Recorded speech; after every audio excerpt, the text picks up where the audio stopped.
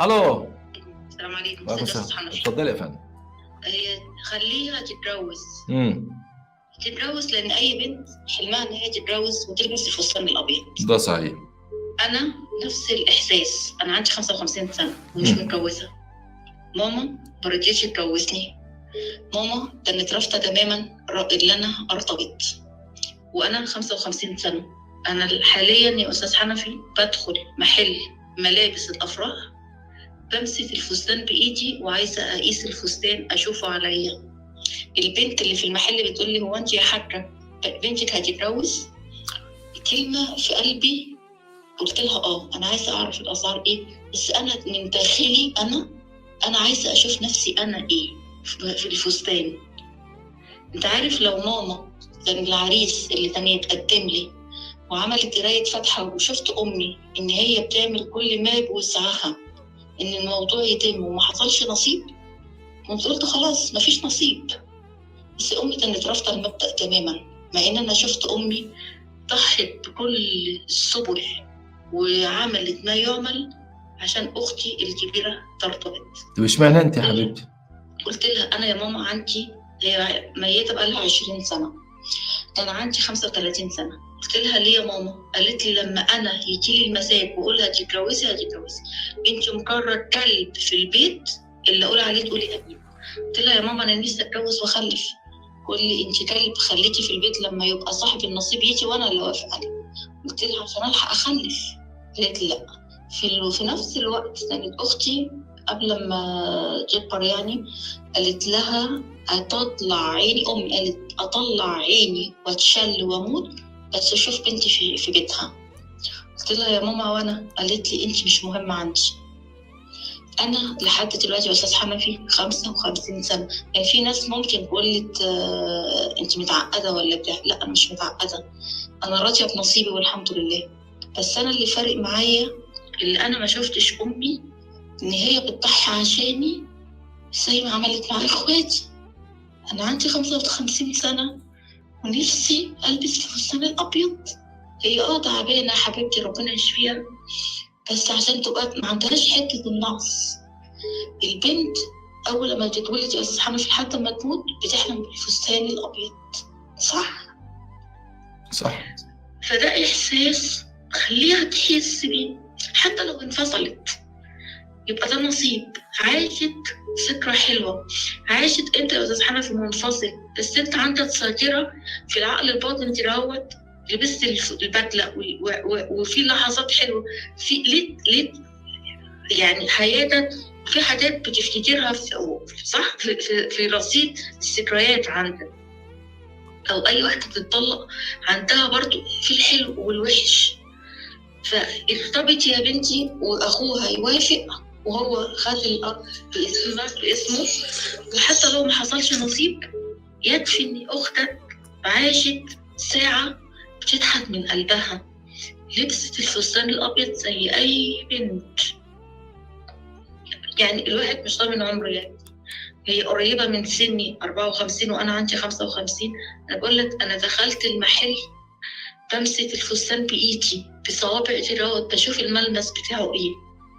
ولما بحضر فرح في العيله بشوف فرحه العروسه بقول انتي ماسكه الدنيا بايدك.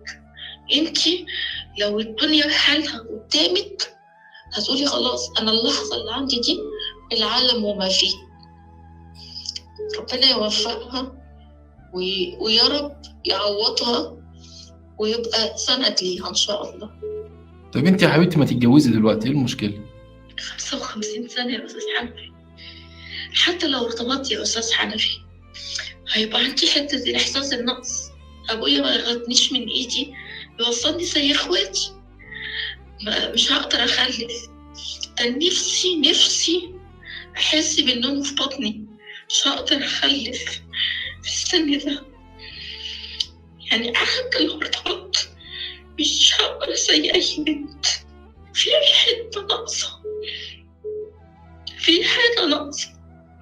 امي حضرت لي شقتي، ما نزلتش معايا تختار حاجاتي وتنقي معايا الفستان والهدوم ومصان النوم والفساتين والسفرة والصالون والنيش الحاجات دي ناقصة عندي. أبويا ما خدنيش من إيدي عشان يوصلني لصاحب النصيب. أبويا مات الله يرحمه. امك عايشه يا 55 حبيبتي؟ سنة. امك عايشه؟ ميتة بقالها 20 سنة. طب انت يا حبيبتي ما ماتت بقالها 20 سنه، كان عندك 35 يا حبيبتي، ما اتجوزتيش ليه؟ ما امك ماتت. اتقدم لي عريس وقريت الفاتحة وما حصلش نصيب.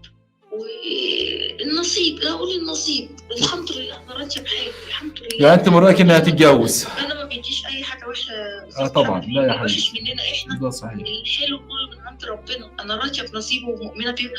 اقول انا زعلانه من امي اللي انا ما شفتهاش ان هي بتدافع عني باستماته زي ما عملت مع اخواتي. ما شفتش حته اني انا لا انا هقف وهعمل وهجيب لك. قلت لها يا ماما العريس، انا والله العظيم اتني واقف قدامي يا استاذ حنفي الموقف دوت اخر عريس وهي عايشه. بقول لها يا ماما وايه يعني شقته صغيره نعمل جمعيه ونقف جنبه زي ما عملت مع اختي. تقول لي لا. بقول لها يا ماما انا عندي 33 سنه عشان الحق اخلف. تقول لي لا. هو انت فاكره نفسك مين؟ انا عايشه يا استاذ حنفي عندي احساس بحته النقص ديت. انا ما لبستش الفستان الابيض، هلبس بكفن ابيض. لا اله الا الله. ما فرحتش ولحد دلوقتي انا 55 سنه ولو عندي 100 سنه دي الحته دي هي اللي وجعاني. انا حسيتش بالفرحه دي ولا لما بروح الفرح اي فرح في العيله ولا في اي مناسبه بشوف عروسه ببص لها وبشوف ابتسامه العروسه بقول الله اكبر يا رب يتم فرحتها. بقول كان نفسي انا ابقى في الموقف دوت ابقى عايشه الاحساس ده حتى لو اتطلقت فيبقى عندي ذاكره حلوه وتاريخ وافتكر انا لبست الفستان زي اي بنت. سمعت كلمه حلوه، سمعت عرفني يا استاذ حنفي زي اي واحده. بس انا مش عندي الحته دي ناقصه عندي. بس انا راضيه الحمد لله وبقول الحمد لله. ما لبستش الابيض هلبس الكفن بس اقول يا رب استرنا فوق الارض وتحت الارض يوم العرض عليك. يا حبيبتي انا مش مسامحاها. انا خاصمتها ليوم الدين. انا الحمد لله الشعراوي ده انا بحب الشعراوي جدا. كان يقول لك من ابنائكم اعداء لكم، صح عن كده في القران. انا حاسه اني انا عدوة امي وامي عدوتي. ما عملتيش معايا ليه زي ما عملت مع اخواتي؟ ما حسستنيش ليه وضحيتي عشاني زي ما ضحيتي عشان اخواتي؟ ليه؟ عشان تمشي كلمتك. انت مشيتي كلمتك وما جوزتنيش بس ما خدتيش حبي، ما خدتيش حنيتي. ما بقرالهاش الفاتحه يا استاذ حنفي بقالها 20 سنه ميته انا ما بقرالهاش الفاتحه. انا لولا خوفي من ربنا انا كنت رحت التربه واقول للتربه طلع الجثه ديت انا عارفاها واقول له طلع الجثه دي واجيب شويه بترول واحطهم واولع فيها واقعد اشرب كوبايه شاي عشان اطفي النار اللي جوايا. خوفي من ربنا ده اللي منعني، لان انا شفت حنيه امي مع اخواتي لا تتخيل. كانت تيجي على نفسها تبقى تعبانه وبتزحف على ايديها ورجليها عشان تقوم تعمل الاكل لاخواتي. اقول لها وانا يا ماما؟ تقول لي عندك الاكل كل اي حاجه. اقول لها طب ليه بتعملي كده؟ انا مره قلت لها وديتها قلت لها انا بكرهك يا ماما، انا بكرهك. قالت لي افتهيه ما يهمنيش تحبيني ولا تكرهيني، اللي انا اقوله تقولي عليه امين. في امهات يا استاذ حنفي خساره فيهم كلمه ام. ما هو ابوك استريح منها ومات يا حبيبتي وساب لها الدنيا. ما هي مدير لا ابويا هي ماتت الاول وابويا بعديها. يبقى ربنا بيحب ابوك عشان يلحق له يعيش له يومين حلوين. ابويا كان في كميه الحنيه. بص كنت انا وهو راجل صعيدي كان في كميه حنيه رهيبه. كنت انا وهو نختلف وفي اخر اليوم يقول لي حبيبه قلبي. طب ابوك ما جوزكش ليه؟ ايه؟ ابوك ما جوزكش ليه؟ ابويا ما كان صاحب النصيب. حتى عمامي قالوا له اتجوز بعديها. ابوك ما جوزكش انت ليه بعد ما امك؟ ما بقول لك ليه العريس بس النصيب النصيب. واحد لا ما كانش بيمشي كلمته على امك ليه لما العرسان كان بيجي لك وانت صغيره؟ ما هو ده يقول لها لا نجوزها بقول له لا كلمتها هي اللي تمشي كالعاده يعني. اشكرك يا حبيبتي، وجعتي قلبنا، الله يسامحك.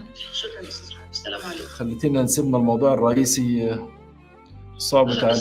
خلي الاخ يوافق وربنا يوفقها. اشكرك يا حبيبتي. يعني قلت لك ما لبستش الفستان الابيض، هلبس الكفن. وجعتي قلبنا يا حبيبتي، ربنا يرزقك والله العظيم باللي يعوضك.